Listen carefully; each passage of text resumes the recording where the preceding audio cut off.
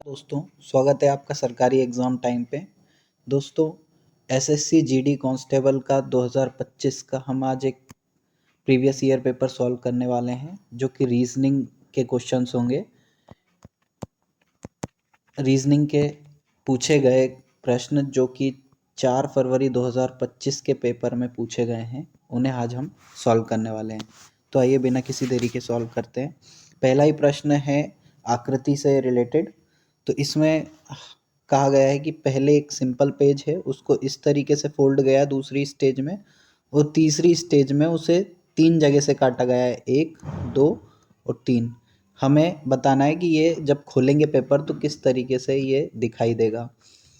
तो अगर मैं बात करूं तो जब फर्स्ट टाइम इसको खोलेंगे हम, तो ये जो बॉक्स है ये कुछ ऐसा हो जाएगा, और ये जो हाफ सर्कल्स हैं ये भी यहाँ से इस तरीके से होंगे। तो जो हमारी लास्ट फाइनल इमेज बनेगी वो कुछ इस प्रकार से बनेगी, एक बॉक्स और 4 सेमी सर्कल। एक बॉक्स 4 सेमी सर्कल हमारे पास ऑप्शन पहले में है, जो कि हमारा सही आंसर भी है। अगला प्रश्न है कोडिंग डिकोडिंग का है। SBCF को एक निश्चित कोड में RADG से संबंधित है, और NVMO उसी प्रकार से MUNP से संबंधित है। तो GUAX किस प्रकार से संबंधित होंगे? दोस्तों, ये सीधा सीधा हमें सिर्फ ये कहा गया है SBCF को RAGD लिखा गया है। तो हम अगर बात करें तो S जो आता है वो 19 पर आता है, उसकी जो अल्फ़ाबेट वैल्यू है वो 19 है। उसके बाद फिर B जो है 2 पर आता है, C 3 पर आता है और F 6 पर आता है। तो उसको जो बोला गया है वो RADG। R आता है 18 पर, A आता है 1 पर, D आता है 4 पर और G आता है 7 पर। इसमें हमें दिख रहा है 19 से 18 हुआ है -1, दूसरा 2 से 1 हुआ है फिर -1 हुआ है, तीसरे वाले में +1 हुआ है, 3 से 4 हुआ है और चौथे वाले में भी +1। यानी कि हम कह सकते हैं पहले दो में -1 करा है इन्होंने और पहले दो में +1 करा है। इसी प्रकार से अगर n को m करा किया गया है -1, v को u कहा गया है, ये भी -1 हो रहा है, फिर m को n बोला गया है +1 और o को p बोला गया है यानी +1। यानी कि इस वाले जो सेकंड वाला एग्जाम्पल दिया है NVMO को MUNP लिखा है, उसमें भी पहले दो अल्फ़ाबेट में -1 है और अगले दो अल्फ़ाबेट में +1 है। तो जो हमसे पूछा गया है वो पूछा गया है GUAX का। तो G के पहले G और U में हम -1 कर देंगे, तो G जो आता है वो आता है 7 पे, GUAX। तो G आता है 7 पर, U आता है 21 पर, A आता है 1 पर और X आता है 24 पर। तो 7 पहले दो में से हमें -1 करना है, तो 7 का हो जाएगा 6 और 21 का हो जाएगा 20, और प्लस आखिरी के दो वालों में +1 करना है, यानी कि 1 का हो जाएगा 2, 24 का हो जाएगा 25। अल्फ़ाबेट में हम देखें ये कौन से लेटर बनने वाले हैं, तो G आता है, F 6 नंबर आता है F, 20 पर आता है हमारा T, 2 पे आता है B और B पे 25 पे आता है हमारा Y। तो FTBY हमारा करेक्ट आंसर होगा ऑप्शन नंबर 1। तो दोस्तों, प्रश्न नंबर 3 है हमारा कि 8 व्यक्ति 2 समानांतर पंक्तियों में बैठे हैं, जिनमें प्रत्येक पंक्ति में 4 व्यक्ति इस प्रकार बैठे हैं कि आसन्न व्यक्तियों के बीच की दूरी समान है। 2 पंक्ति हैं, समानांतर हैं, 1 2 3 4, और एक एक पंक्ति में 4 लोग बैठे हैं। ठीक है, पहली पंक्ति में DEOS बैठे हैं, पहली पंक्ति DEOS बैठे हैं। उन सभी का मुख दक्षिण की ओर है, उन सभी का मुख जो है दक्षिण का ओर है, तो मैं ये कह सकता हूँ ये हमारा दक्षिण हो गया। पंक्ति 2 में FARM बैठे हुए हैं, FARM बैठे हुए हैं, उन सभी का मुख उत्तर की ओर है, तो ये हमारा उत्तर की ओर हो गया। ये सब उत्तर की ओर मुख करके बैठे हुए हैं, FARM। इस प्रकार पहली पंक्ति के प्रत्येक व्यक्ति दूसरी पंक्ति के किसी व्यक्ति की ओर मुख करके बैठा है। तो पहली पंक्ति का कोई भी व्यक्ति दूसरी पंक्ति के सामने मुख करके बैठा हुआ है। अब डी, केवल डी ई के बाईं ओर बैठा है। केवल जो डी है वो ई के बाईं ओर बैठा है। तो ऊपर वाली पंक्ति का जो बाएं होगा वो ये होगा, ये बाईं तरफ होगा और ये दाईं होगा। इसी प्रकार नीचे वाली पंक्ति के लिए ये दायां होगा और ये बायां होगा। तो हमसे कहा गया है कि डी, केवल डी ई के बाईं ओर बैठा है। केवल जो डी है, केवल डी जो है वो ई के बाईं ओर बैठा हुआ है। ठीक है।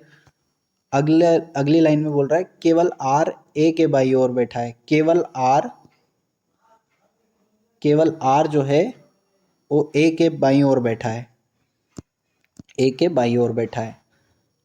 अगला लाइन है कि ए और एफ के बीच एक व्यक्ति है। ए और एफ के बीच एक व्यक्ति है। तो यहाँ पर कोई और बैठा हुआ है जो कि एम होने वाला है, क्योंकि इसी वक्त इस पंक्ति में केवल 4 लोग ही हैं। अगली बोला गया है डी और ओ के बीच केवल एक व्यक्ति बैठा है। तो ये हमारा, अगर डी है तो यहाँ पर ओ होगा और डी और ओ के बीच ई बैठा हुआ है।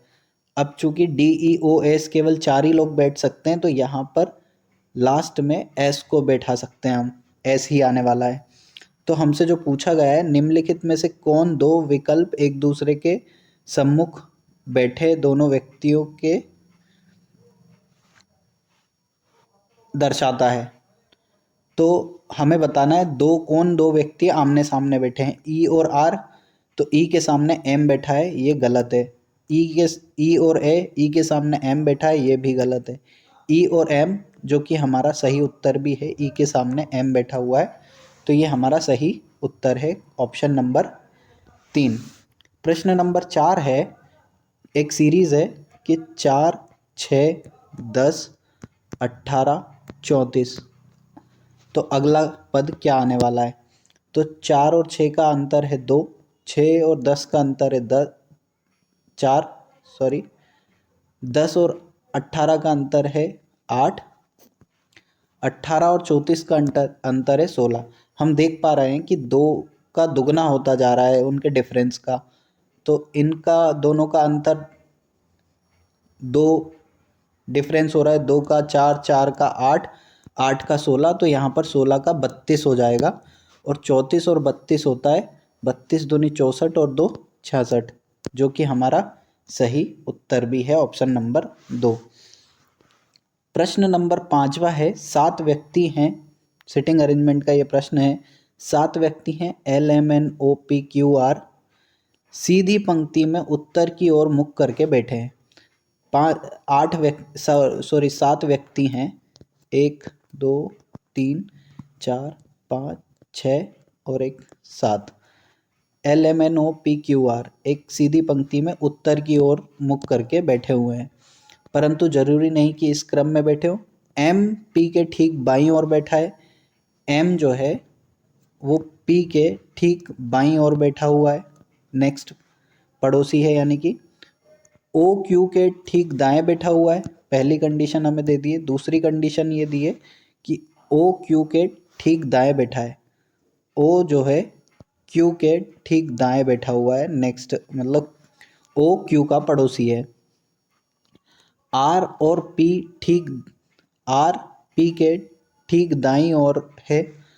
R जो है P के ठीक दाईं ओर है। तो मैं ये कह सकता हूँ, अगर लेफ्ट साइड M है P के, तो P के राइट साइड में R होगा। ठीक है, दाईं ओर, और L के ठीक बाईं ओर है। तो ये बोला गया है R P के ठीक दाईं ओर, R P के ठीक दाईं ओर और L के ठीक बाईं ओर है। तो L के ठीक बाईं ओर भी है। तो L के बाईं ओर R हो गया और P के दाईं ओर भी R हो गया। एन, अगली लाइन में कहा गया एन एल के, एन जो है एल के ठीक दाई ओर,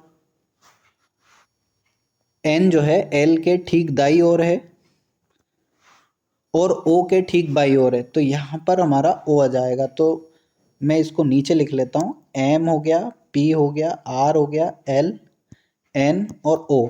ओ जो कि कहा गया कि एन जो है एल के ठीक दाई ओर, तो एल के ठीक दाई ओर एन हो गया, और ओ के ठीक बाई ओर, और ओ के ठीक बाई ओर भी हो गया, बैठा है। एन के बाईं ओर दूसरे स्थान पर कौन बैठा है? एन के ठीक बाईं ओर दूसरा स्थान पर कौन बैठा है? तो एन का बाएं स्थान पर एल है और बाएं दूसरे पर आर है, तो आर हमारे प्रश्न का सही उत्तर हो जाएगा, जो कि ऑप्शन नंबर 4 है। आई होप आपको समझ में आया होगा सिटिंग अरेंजमेंट ये किस तरीके से बैठाया गया है। अगला प्रश्न है दर्पण छवि का। इसमें एम एन एक दर्पण है, इसमें दर्पण में ये इमेज कैसी दिखाई देगी ये हमें बताना है।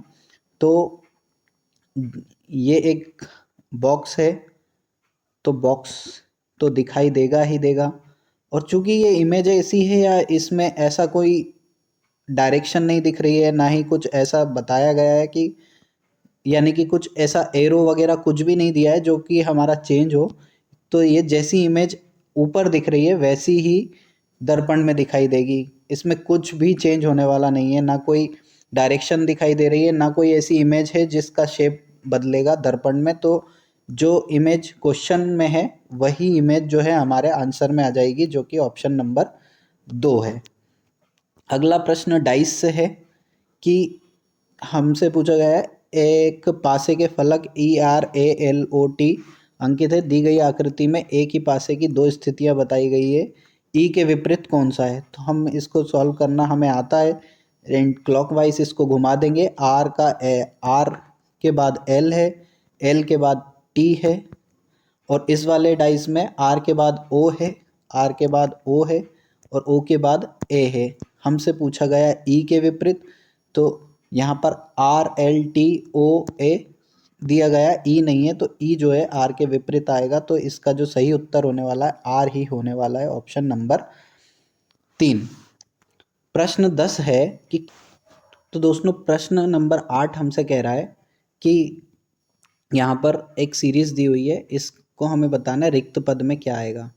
दोस्तों अगर मैं प्रश्न को अच्छे से देखूं तो यहाँ पर जो है बीच में मुझे कहीं कहीं पर गैप दिख रहे हैं, जैसे एम के बाद ओ के बीच में एक गैप है, O N, O dash N P, P के बाद एक गैप है, आर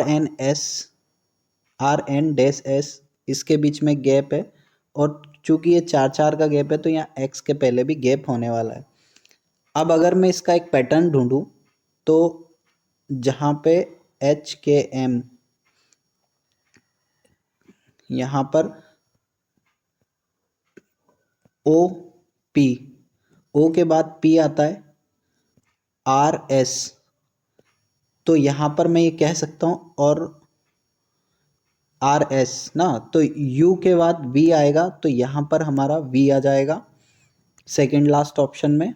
हमसे 1 2 3 4 5 5 डैश पूछा है, 1 2 3 4 5, तो सेकेंड लास्ट में हमारा V आ गया है। उसके बाद UV, तो यहाँ पर L के बाद M आता है, तो पहले वाले ऑप्शन में L आ गया, और इसी प्रकार X के बाद Y आता है, तो लास्ट वाले ऑप्शन में Y आ गया। अब अगर मैं ऐसा कोई ऑप्शन देखूं जिसमें L पहले पोजीशन पर L हो, लास्ट के दो पोजीशन पर V और Y हो, तो J हमारा ऑप्शन नहीं हो सकता, L ये हो सकता है, L ये भी हो सकता है, ऑप्शन 2 और 4। दूसरी और तीसरी पोजीशन अभी हमने डिफाइन नहीं करी है, तो लास्ट की पोजीशन में V और Y है, तो V और Y ऑप्शन नंबर 4 में आता है, तो ये हमारा करेक्ट आंसर होने वाला है। प्रश्न नंबर 9 है, ये भी कोडिंग डिकोडिंग का है। BSGN को 5 22 10 17 लिखा गया है, TAUE को 23 4 24 8 लिखा गया है, तो पी जे डी क्यू को क्या लिखा जाएगा। दोस्तों अगर मैं इसकी कोडिंग करूं अल्फ़ा लेटर के हिसाब से, तो बी आता है सेकंड पोजीशन पर, एस आता है 19 पोजीशन पर, जी आता है 7 पोजीशन पर और एन आता है 14 पोजीशन पर। इसका हमें बताया गया है 5 22 10 और 17। तो जो 2 है, 2 में +3 किया गया है, 19 में भी +3 किया गया है, 7 में +3 किया गया है और 14 में भी +3। यानी कि मैं ये कह सकता हूँ कि ये जो अल्फ़ाबेट है इसको, जो लेटर हैं लेटर की कोडिंग करके उनमें +3 करना है। इसी प्रकार से एक एग्जाम्पल और दिया गया है, इसको भी हम एक बार वेरीफाई करेंगे। टी आता है 20 पोजीशन पर और पहली पोजीशन दी है 23, तो 3 का अंतर आ रहा है। ए 1 पर आता है और यहाँ पे सेकंड पोजीशन पे 4 दिया है, यानी कि इसमें भी 3 का आ रहा है। इतना पर्याप्त है हमें ये डिफाइन करने के लिए कि हाँ, इसमें हर एक अल्फ़ाबेट में हर एक लेटर में 3 की वैल्यू ऐड हो रही है। तो पी जो आता है हमारा 16 पर आता है, 16 में 3 करेंगे प्लस करेंगे तो आता है 19, 19 आता है हमारा लेटर एस। लेकिन यहाँ तो हमसे केवल पोजीशन यानी कि कोडिंग ही पूछा गया है, तो 19 वाला एक ही ऑप्शन है जो कि ऑप्शन नंबर 1। 15 भी नहीं है, 16 भी नहीं है, 17 भी नहीं है, 19 हमारा सही आंसर आ जाएगा ऑप्शन नंबर 1। तो दोस्तों प्रश्न नंबर 10 है। प्रश्न नंबर 10 हमसे कह रहा है कि जे ए एम बी को लिखा जा रहा है 5 1 3 9 और बी ए एल एम को लिखा जा रहा है 9 5 2 1। हमसे पूछा गया एल, एल किस कोड किया गया है, किस नंबर से कोड किया गया है। दोस्तों अगर मैं बात करूं कि यहाँ पर जे ए एम बी और बी ए एल एम में बी पहली सीरीज़ में भी है, सेकंड सीरीज़ में भी है, एम पहली सीरीज़ में है, सेकंड सीरीज़ में भी है, ए से पहली सीरीज़ में भी है और सेकंड में भी है। जे की जगह एल आया हुआ है, ये कह सकते हैं हम। तो यहाँ पर ये कहना चाहिए कि ए एल एम के जो कोड हैं वो सेकंड वाली सीरीज़ में हमें मिलना चाहिए। तो कहा जाए तो 9 जो है, 9 पहली सीरीज़ में भी था, दूसरी में भी है, तो 9 तो नहीं हो सकता है। एल क्योंकि इस सीरीज़ में नए ही लेटर है। 5 से 5 भी गया, 5 भी पहली सीरीज़ में है, सेकंड में भी है। 1 से 1 गया, 3 जो है जो छूट गया है वो हम कह सकते हैं ये जे है, तो 2 जो है हमारा एल आएगा। 2 इसका करेक्ट ऑप्शन हो जाएगा, ऑप्शन नंबर 3। अगली क्वेश्चन नंबर 11, अगला प्रश्न है, एक सीरीज़ है 208 190 163 127 82। तो अगला पद क्या होगा। ये एक घटते क्रम की सीरीज़ है। अगर मैं इनका डिफरेंस निकालूं तो यहाँ पर आ जाएगा 18 इसका डिफरेंस है, यहाँ पर जो है 27 इसका डिफरेंस है, यहाँ पर 163 में से 7 गया, 127 गया, तो यहाँ पर हमारा 36 आ जाएगा और 127 में से 82 गया, तो जो आ जाएगा हमारा 18 और 27 41। तो दोस्तों बात करें अगर, सॉरी 45 यहाँ आ जाएगा, 49 आएगा, ये 45 यहाँ आ जाएगा। 127 में से 82 जाएगा तो 49 आ जाएगा। तो दोस्तों ये अगर हम देखें तो 9 की एक सीरीज़ चल रही है, 9 के सारे टेबल के ये 9 के पहाड़े में आते हैं, 9 के टेबल में आते हैं। तो 9 इंटू 2, 9 इंटू 3, 9 इंटू 4 और 9 इंटू 5। तो यहाँ पर कहीं ना कहीं जो आने वाला है, जो डिफरेंस आएगा वो 9 का 6 से गुणा करेंगे तो 54 आएगा, और 82 में से अगर 54 घटाएंगे तो 28 आएगा, जो कि हमारा ऑप्शन नंबर 1 है, ऑप्शन नंबर 1 28 सही है। तो दोस्तों प्रश्न नंबर 12वां हमसे कह रहा है कि यदि शब्द ग्रेसफुल के प्रत्येक अक्षर को अंग्रेजी वर्णमाला के क्रम में व्यवस्थित किया जाए तो कितने अक्षरों का स्थान अपरिवर्तित होगा। तो ग्रेसफुल को हम लिख लेते हैं GRACEFUL। इसको अंग्रेजी वर्णमाला के हिसाब से अगर अरेंज करेंगे तो ए सबसे पहले आता है, ए आ गया हमारा, फिर सी आ जाएगा, फिर ई आ जाएगा, फिर एफ आ जाएगा, फिर जी आ जाएगा, जी के बाद एल आ जाएगा, फिर आर आ जाएगा और फिर यू आ जाएगा। यानी कि हमसे पूछा गया है कि कितने अक्षरों का स्थान अपरिवर्तित रहेगा, यानी कि जो पहले दिया गया ग्रेसफुल शब्द में और अंग्रेजी वर्णमाला के हिसाब से अरेंज करेंगे उसके हिसाब से उसी स्थान पर है जहाँ पहले स्थान पर था। तो ऐसा कोई सा भी लेटर नहीं है जो पहले वाले स्थान पर रहा हो जिसमें ग्रेसफुल वाली स्पेलिंग में है। तो हमारा जो है उत्तर 2 आ जाएगा, एक का भी नहीं स्थान परिवर्तित हो। एक भी ऐसा लेटर नहीं है जिसका स्थान अपरिवर्तित है, सभी के परिवर्तन हुए हैं। अगला प्रश्न है प्रश्न नंबर 13। हमसे कहा गया x@c का अर्थ है x c की पुत्री है, $C का अर्थ है x c का पति है, x बराबर c का अर्थ है x c की माता है और x गुणा c का अर्थ है x c का पिता है। हमें एक ब्लड रिलेशन का ये प्रश्न है, आइए हम इसको सॉल्व करते हैं। XN@E, एट द रेट का मतलब है कि n जो है e की पुत्री है, n e की पुत्री है। फिर है $J, तो जो e है वो j का पति है, e j का पति है। यहाँ पर अगर मेल है तो मैं उसे प्लस में इंडिकेट करेंगे और फीमेल है तो उसे माइनस में इंडिकेट करेंगे। तो यहाँ पे $J यानी कि ई जो है जे का पति है, ठीक है। अगला J@S, तो J@S का मतलब होगा कि जे जो है पुत्री है एस की, तो जे पुत्री है एस की। हमसे पूछा गया उपरोक्त के आधार पर जे एन का क्या संबंध है।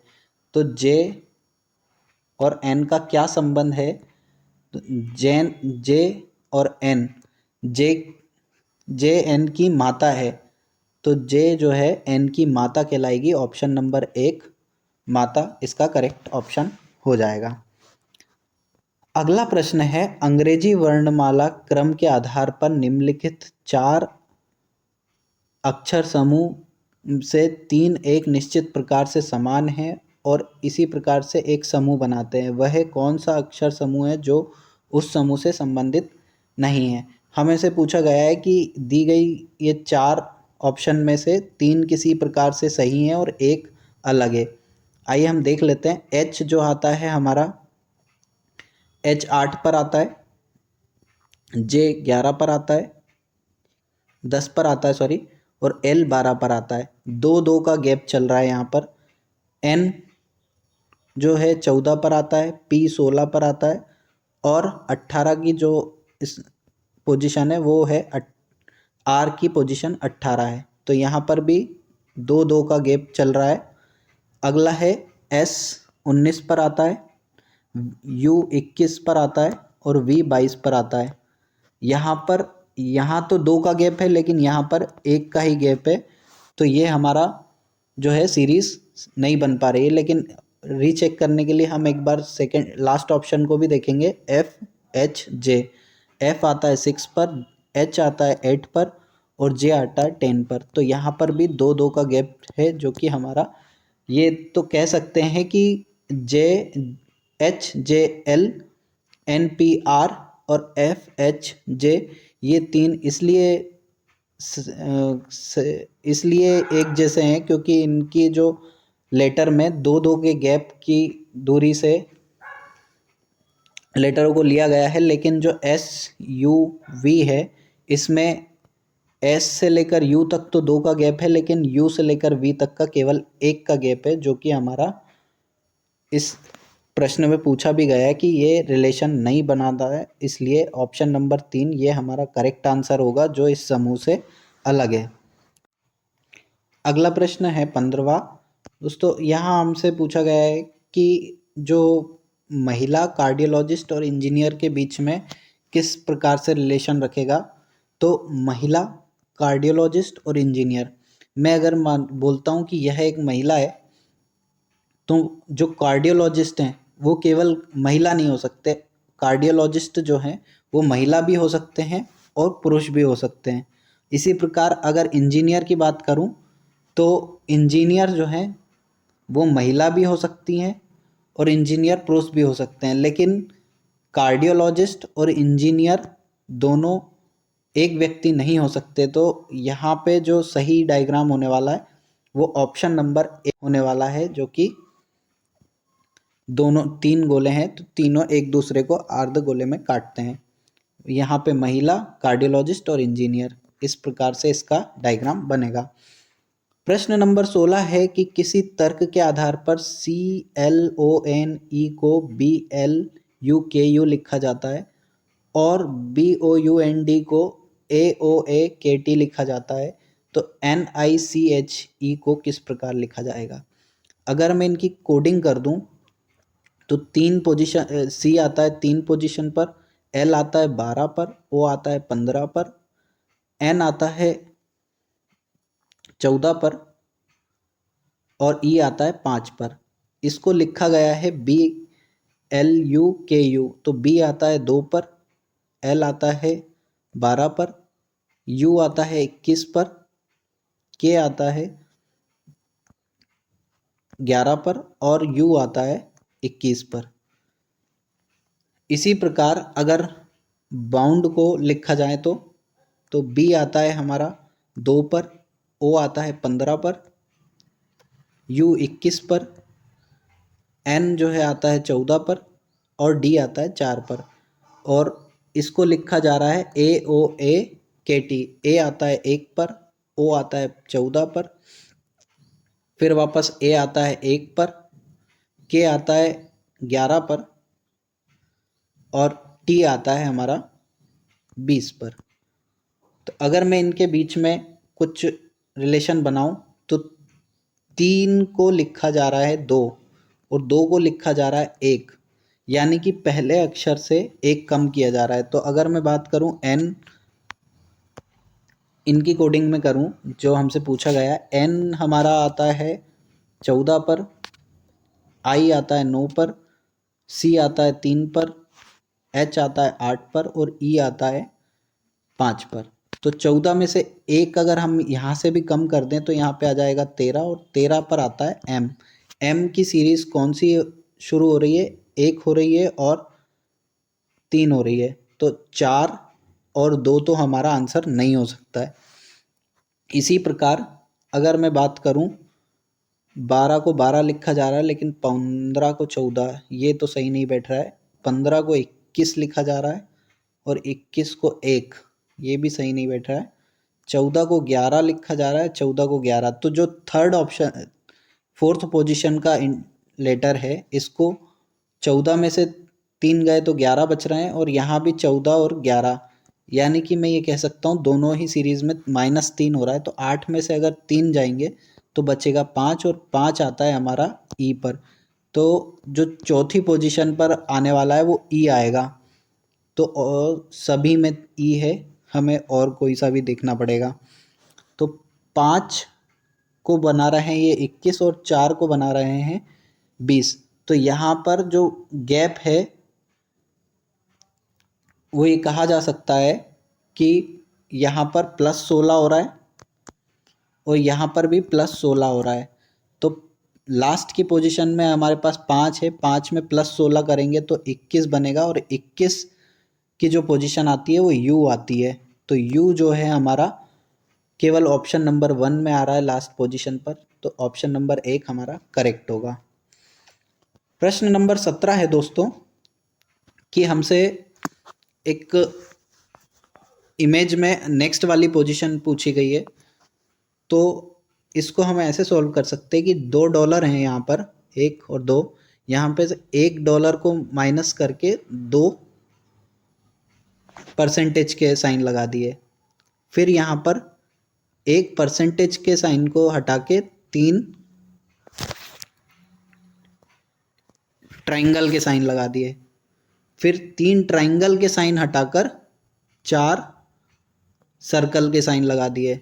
तो हम जो कह सकते हैं कि नेक्स्ट में एक सर्कल का साइन हटाकर जो है ऑप्शन में सारे यू दे रखे हैं, तो एक सर्कल को हटाकर जो है 5 यू बन जाएंगे। तो एक यू यहाँ पर होगा, एक यू यहाँ, एक यू यहाँ और 2 यू जो है नेक्स्ट लाइन में।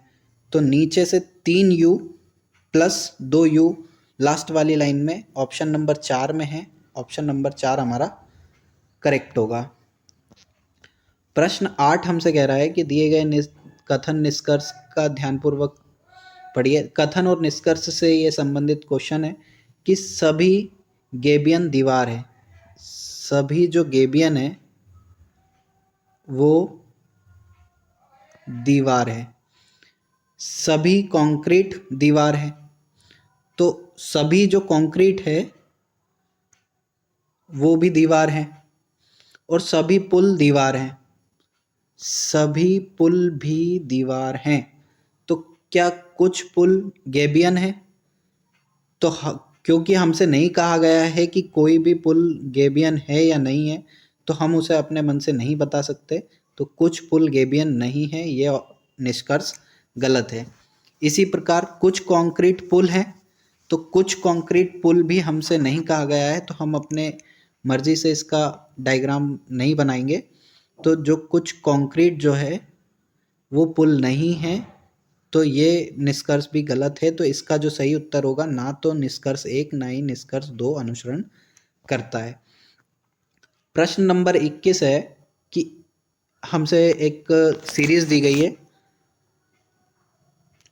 अल्फ़ाबेट सीरीज है, तो इसमें अगर हम मैं फर्स्ट पोजीशन वाले अल्फ़ाबेट को ले लूँ तो ई है, ई के बाद एच है, एच के बाद के है, फिर क्वेश्चन मार्क है और फिर क्यू है। तो ई आता है 5 पर, एच आता है 8 पर, 11 पर, 3 का गैप है यहाँ पर। तो मैं क्या कह सकता हूँ, यहाँ पर 14 होगा, और 14 को अगर 3 हो तो यहाँ पर 14 और 3 जो कि होता है 17, 17 हमारा क्यू होता है। तो 14 हमारा होता है एन, एन की सीरीज़ हमारे पास ऑप्शन नंबर 3 और 4 में है। तो पहला और दूसरा तो हमारा यहाँ पर कट हो गया, क्योंकि एन से स्टार्ट नहीं हो रहा है।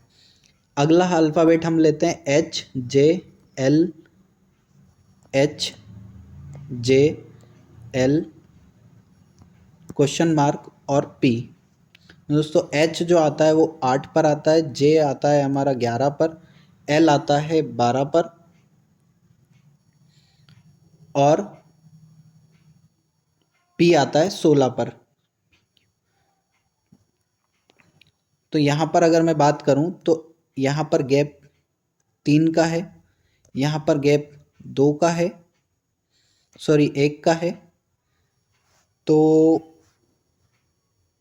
एल के बाद यहाँ पर नहीं, ये तो नहीं बन पाएगा इस तरीके से, सॉरी यहाँ पर 10 आएगा।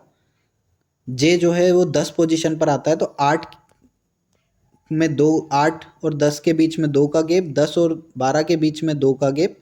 तो इसी प्रकार यहाँ पर 14 आएगा, 14 और 12 के बीच में भी 2 का गैप हो जाएगा। तो 14 पर हमारा एन आता है, तो सेकंड पोजीशन पर भी हमारा एन आएगा, जो कि ऑप्शन नंबर 3 पर है।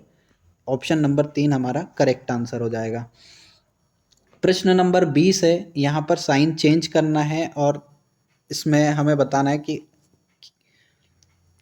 क्या उत्तर आएगा। तो 50 माइनस 9 भागित 1 प्लस 63 गुणा 7। बराबर क्या होगा, तो पहले तो हमें यहाँ पर साइन बदलने पड़ेंगे, भाग को बदलना है गुणा के साथ, तो 50 भाग की जगह हम कर देंगे गुणा, और प्लस को माइनस के साथ बदलना है तो -63 बदल दिया जाए तो निम्नलिखित में समीकरण में क्या सही होगा। तो प्लस को माइनस से बदलना है और गुणा को भाग से बदलना है। तो दोस्तों यहाँ पर चूंकि ये पहले से ही माइनस है, परस्पर बदलना है तो माइनस प्लस हो जाएगा और यहाँ पर गुणा भाग हो जाएगा। अब अगर हम इसको सॉल्व करें तो 7×9 = 63 होता है और 9 एकम 9 होता है, प्लस 50 -9, 9 से 9 कट हो गया तो हमारा उत्तर जो आ जाएगा वो आ जाएगा 50, जो कि ऑप्शन नंबर 3 में है। तो दोस्तों ये थे एसएससी जीडी 2025 के 4 फरवरी 2025 को पूछे गए एग्ज़ाम के रीजनिंग के प्रश्न। उम्मीद करता हूँ आपको इन्हें सॉल्व करने में मज़ा आया होगा। इसी प्रकार के और भी सॉल्यूशन के लिए इस चैनल को सब्सक्राइब कर लीजिए, इन्हें अपने दोस्तों के साथ शेयर कर दीजिए। वीडियो अगर अच्छा लगा हो तो वीडियो लाइक भी कर सकते हैं। दोस्तों वीडियो को लाइक ज़रूर कीजिएगा, इससे हमें बहुत सपोर्ट मिलता है और हमें पता लगता है कि हाँ, हम जो आपके लिए मेहनत कर रहे हैं वो आपको पसंद आ रही है। तो आज के लिए इतना ही, मिलते हैं अगले वीडियो में। धन्यवाद।